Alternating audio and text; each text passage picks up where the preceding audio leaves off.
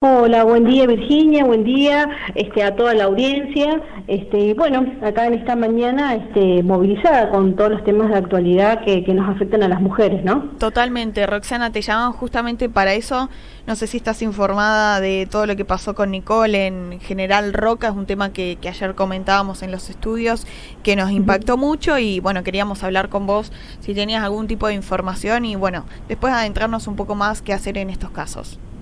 Bueno, este caso, digamos, es lamentable que suceda en nuestra zona, ¿no? Porque uno está acostumbrado a mirar televisión, escuchar radio, y ver que siempre pasa en Buenos Aires, ¿no? Entonces, de repente pasa acá, en Roca, que queda a pocos kilómetros, y uno dice, ojalá nunca suceda acá, pero bueno, la violencia empieza a ser un flagelo que nos afecta a todas las mujeres, sin distinguir edad, razón social, educación. Y el caso de Nicole Posadas resulta ser una mujer de 27 años de edad, de General Roca, que tenía 6 hijos, de los cuales 5 de ellos eran de quien que hoy es acusado como su asesino, ¿no? De Oscar Carriqueo.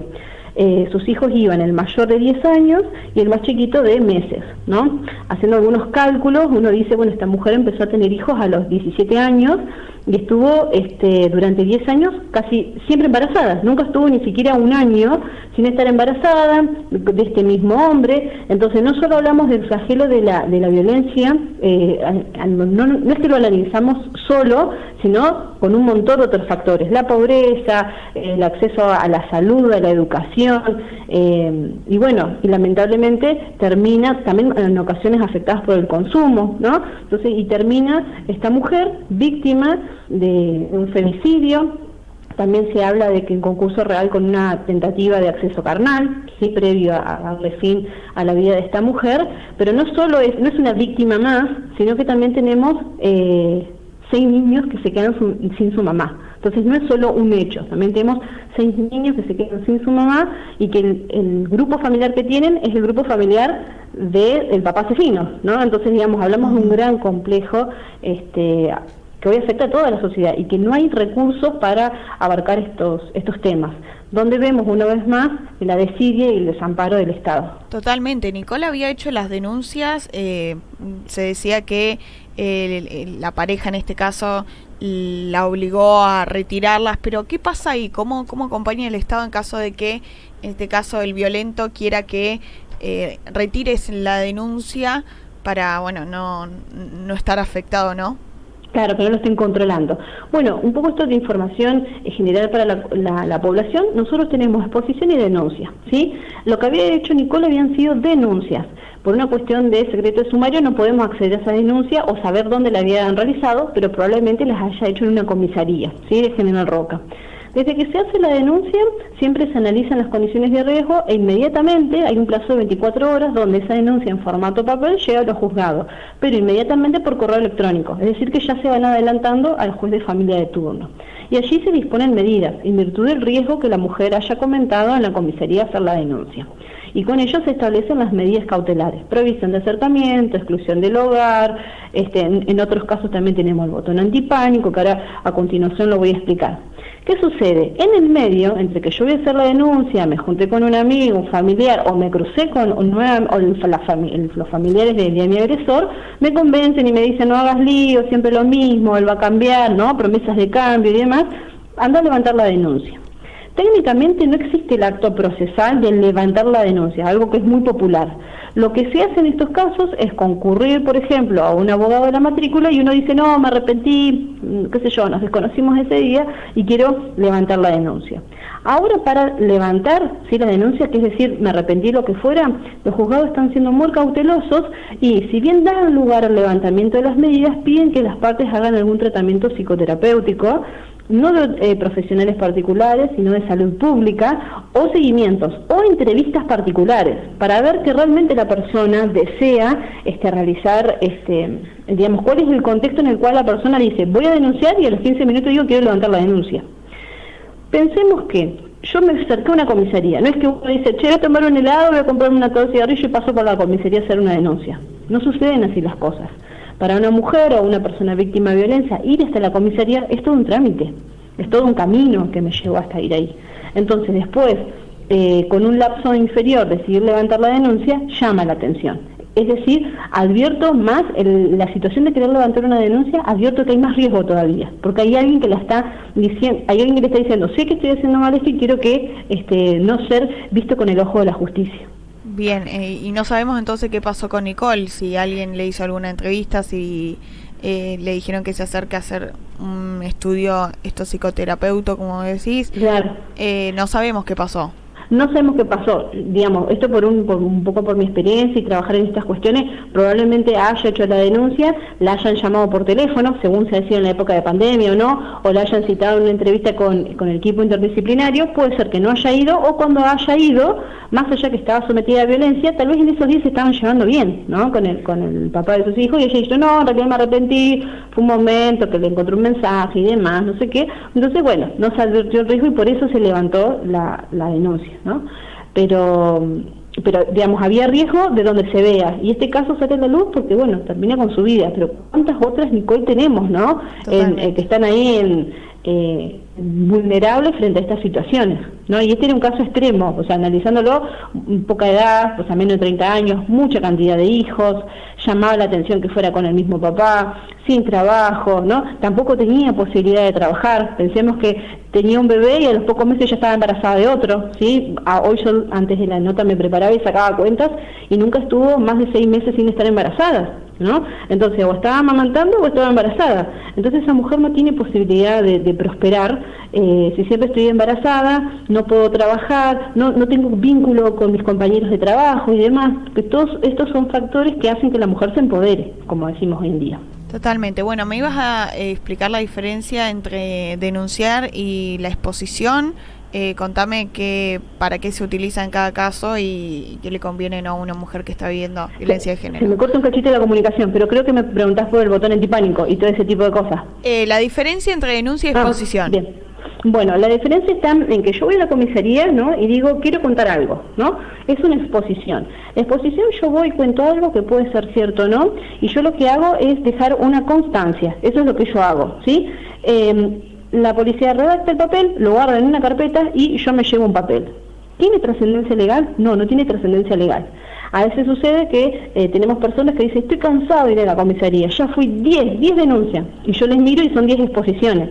Entonces ahí digo, claro, por eso no tiene efecto, porque son exposiciones. La exposición es una constancia, ¿sí?, que me servirá, no es que no sirve, pero yo la tengo que hacer valer con un abogado, o llevarle un expediente, o me servirá para otra cosa.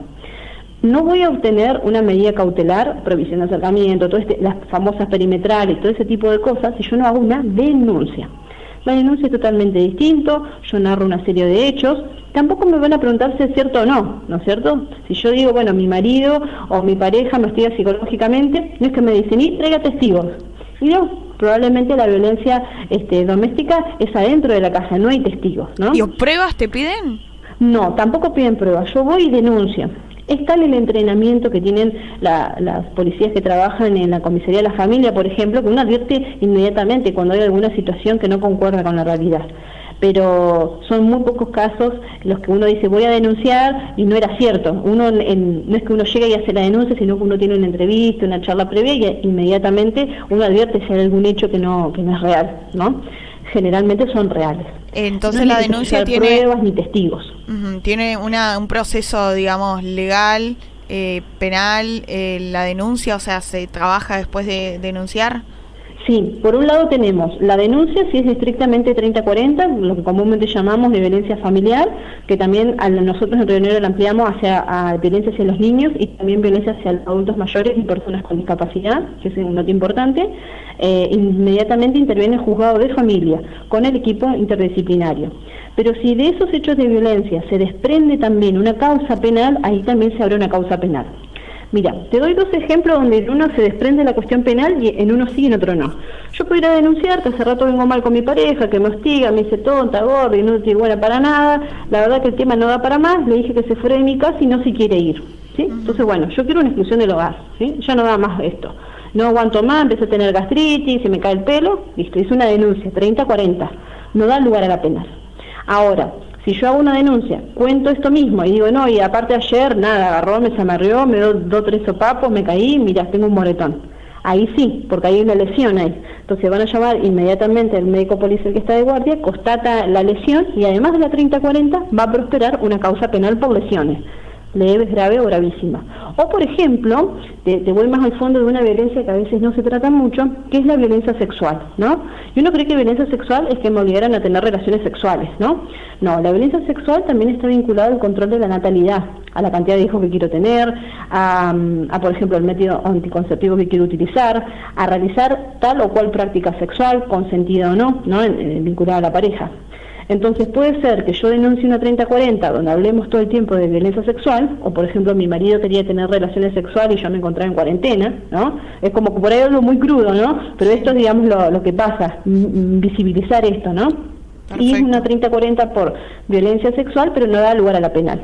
Ahora, si hay un acceso carnal, ahí sí habría una violencia sexual de 3040 y además le agrego la penal, ¿sí? Un mismo hecho puede ser que dé o no lugar, pero siempre denunciar es importante porque me activa todo el proceso y los organismos intervienen rápidamente.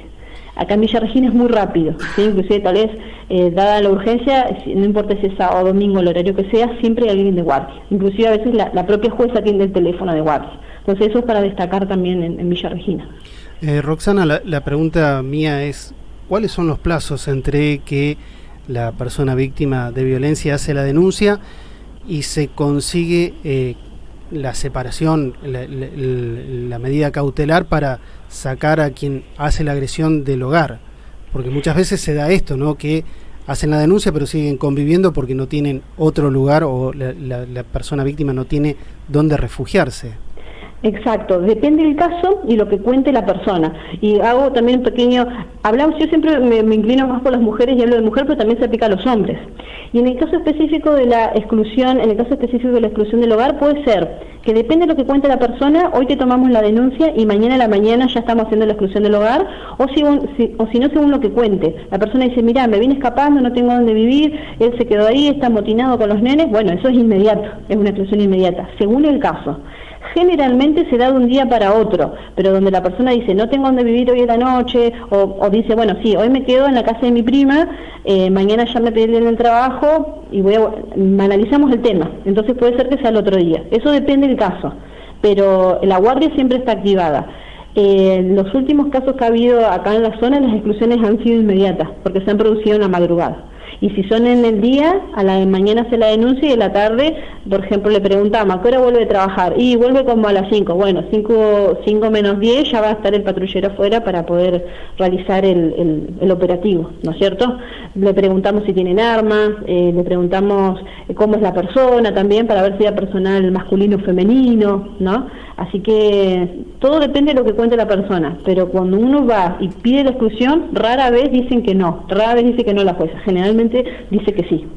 Otro de los problemas que se plantea es cómo se hace el seguimiento y la protección de la persona que solicitó el alejamiento del hogar o la medida cautelar para quien es violento, porque digamos la policía no cuenta con todos los elementos necesarios. Exacto. Para estar vigilando en la casa y evitar que se rompa esta medida cautelar.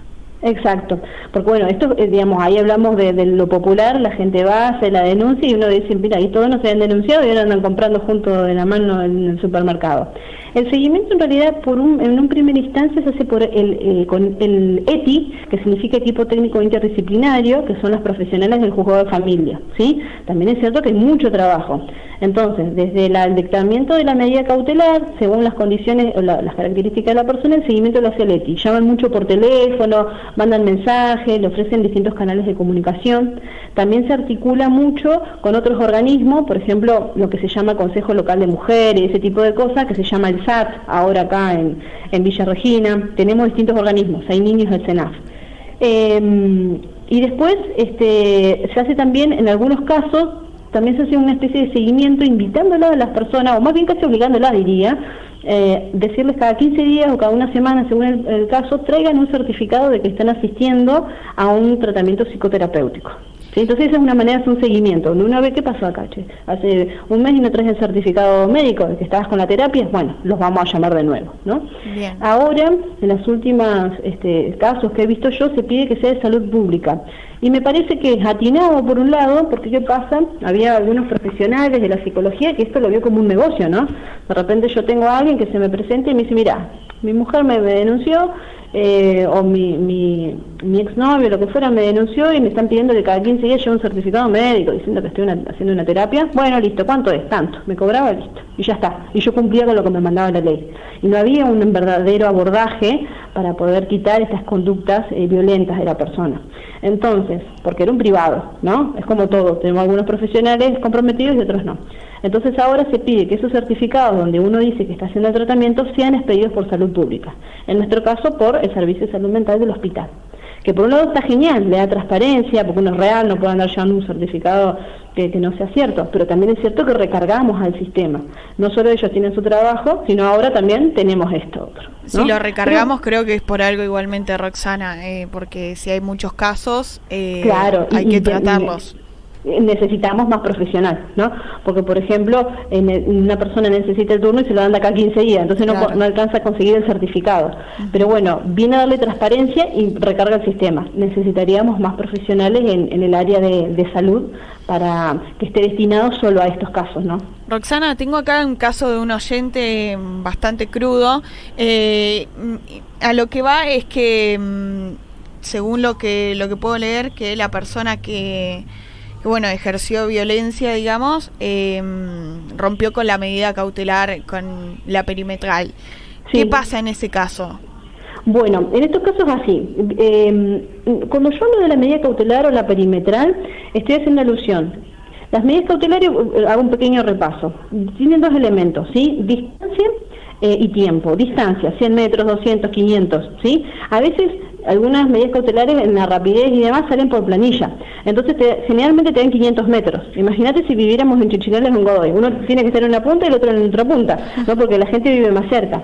Entonces, fijarse eso, el tema de la distancia. Después la cantidad del tiempo.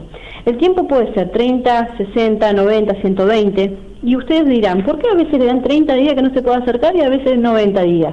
Eso depende del riesgo. Y el riesgo, ¿dónde lo conoce la jueza? Lo conoce cuando se redacta la denuncia. Por eso es importante ser lo más sincero posible, y también el policía cuando escribe lo más claro, porque la jueza conoce de mí lo que lee en la denuncia, ¿no? Si yo digo, me pegó, me hizo esto, me hizo lo otro, y ponen en la denuncia, ejerció violencia. Y no se lee de la misma manera. Entonces, en virtud del nivel de riesgo que haya, va a ser la cantidad de días de la medida cautelar. Menos riesgos, menos cantidad de días, más riesgo, más cantidad de días. ¿Y qué pasa si lo rompe? Claro. El juez me está diciendo, por tantos días no te acerques a tal persona, ¿sí? Hay casos que uno necesita achicar la distancia o el tiempo por alguna circunstancia atendible. Bueno, se lo manifestaremos al juez con un abogado y el juez decidirá. Pero ¿qué sucede si yo rompo esa cautelar? Me acerco igual, ¿sí? Eso es una desobediencia a una orden de un juez. Y eso es un delito penal. ¿Qué se hace? Inmediatamente la persona tiene que llamar al 911, a la policía, se advierte que esta persona está incumpliendo la medida cautelar e inmediatamente va detenido, ¿sí? Porque está incumpliendo una orden de un juez. Por eso es importante que quienes hacen la denuncia y tienen esta medida cautelar siempre tengan a mano su medida cautelar y el teléfono de la policía. Se me acercó. A ver, hay situaciones que son inevitables. Todos vamos al mismo supermercado porque hay ofertas y nos cruzamos ahí. Pero si yo veo que, viene este súper y estás acá, voy a la plaza y anda atrás mío, voy allá y te cruzo, sin lugar hay un ánimo. No hay un policía o alguien controlando estas situaciones. Soy yo la que tengo que ir a la comisaría y hacer una exposición. Hoy me lo crucé en tal lado, o llamar por teléfono, ¿sí? Ahí hace una exposición. Según el caso se activa y se le abre la causa penal. Bien, entonces ahí haces una exposición. Una vez que ves que esa persona está rompiendo con la perimetral, vas a hacer una exposición y ahí, o llamando al 911, teniendo tu número, ¿cómo me dijiste? Tu cautelar en mano. Teniendo siempre en mano la medida cautelar o el papel que a mí me notifican. Bien, y ahí queda detenido por incumplir con la ley. Exacto, por desobediencia a la orden judicial. Esto es importante. De repente, a ver, imaginemos una situación. Vos sos mi amiga, Vir, y te cuento, mira, me andan siguiendo, mira, y vos me decís, che, pero amiga, fíjate, siempre que vas al súper, anda ahí cerca. No lo van a, puede ser que haya sido casualidad. Vamos a la comisaría, hacemos una exposición, dejamos ya sentado que siempre me lo cruzo en el súper, me llama la atención. Después vamos a tal lugar, a tal local bailable. Pará, anda acá, y nos vamos para afuera y él anda acá. Bueno, cuando tengamos un tiempito vamos inmediatamente y hacemos una exposición. Ahora, distinto es el caso que yo te digo, chao amiga, me voy entrando a mi casa y veo que el otro me salta al paredón o me está esperando en la reja. Ahí no, está incumpliendo claramente la prohibición de acercamiento. Hay intencionalidad. Lo que analizo yo para saber si está incumpliendo o no la orden judicial es la intencionalidad. Si vos vivís en Villa Alberdi y yo vivo en Barrio Nuevo y andás acá en la esquina de mi casa, sin lugar a dudas me estás siguiendo. ¿Sí? Ahora, vos me decís, yo vivo en Puerto Argentino y el otro vive en Malvinas y justo nos cruzamos, y sí, porque bueno, estamos viviendo medio cerca, ¿no? Por eso se analiza la intencionalidad. Si yo veo conducta sospechosa, hago exposición, ¿sí? Para tener una constancia. Ahora, yo veo claramente la intencionalidad, no, ahí va denuncia por desobediencia. De todos modos, yo siempre llamo al 911, los que están de guardia siempre tienen un cuaderno y tienen todo agendado, entonces no es difícil, no es que, a ver, fulanito y menganito, ¿tienen provisión? Llama, bueno, mañana nos dicen, no, eso se hace inmediatamente, no tienen que pasar más de 5 o 10 minutos para ese procedimiento. Entiendo. Bueno, Roxana, la verdad, súper interesante todo lo que nos compartiste. Vamos a estar en contacto con vos para, bueno, tratar los diversos temas que tenemos en cuanto a inseguridad, y espero que no haya ninguna Nicole más. No, eso esperamos, siempre frente a la duda, y resalto esto, no solo las mujeres, sino también los hombres, a veces por cuestión de vergüenza o esta afectación a la hombría, siempre frente a la duda, acercarse a la comisaría, ¿no?, de la familia de Villa Regina. No porque yo vaya a hacer una denuncia, no todos los que entran salen con un papel con una denuncia. A veces ir a charlar, consultar, hacer alguna averiguación, ¿sí? Así que bueno, invitarlos, la comisaría está abierta las 24 horas, los 365 días del año, y si soy un hombre y me atiende una mujer y me siento medio incómodo, bueno, hay personal masculino también para ser atendido.